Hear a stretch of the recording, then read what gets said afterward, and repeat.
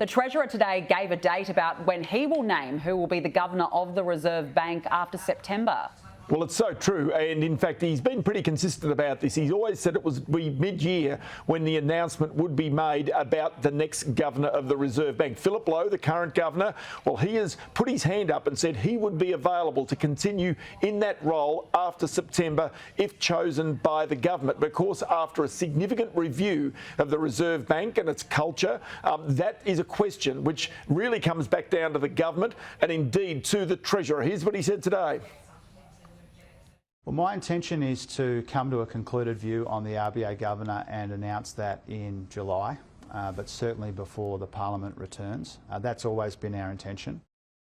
So the question of who will be the next Reserve Bank Governor is kind of an interesting sort of field, if you like. This is what I've put together, at least anyway. There's Phillip Lowe, he's put his hand up, there's no doubt. His deputy at the Reserve Bank right now is Michelle Bullock. There's also Caroline Wilkins, who is ex-Central Bank or Reserve Bank, Bank of Canada. But she's also on the Monetary Policy Committee Board of the Bank of England. And on top of that also, of course, was the chair of that review into the Reserve Bank. They'd have to convince her to come and do the job. The other one, and I think this is the person you've got to keep a little eye out for, is Jenny Wilkinson, the Finance Department Secretary. And so really she has the credentials, she's got the skills in the background, and I would just keep a little eye out there if there is going to be a change when the Treasurer announces this in July.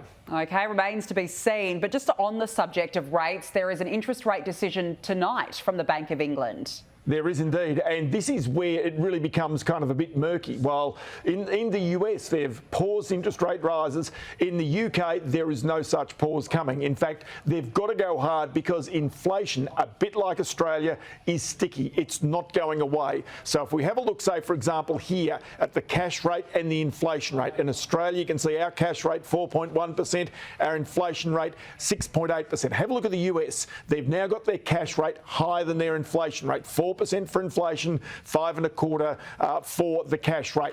The UK, though, have a look at this, 8.7%. It only just came out in the last day or so, and the cash rate of 4.5%. So chances are there's going to be another rate rise in the UK tonight, potentially as high as another 0.5%. That economy is going to be plunged deep into recession, a little like the New Zealand economy, to get rid of that scourge of inflation. There's no question about that whatsoever. And just finally, how has the local share market opened up?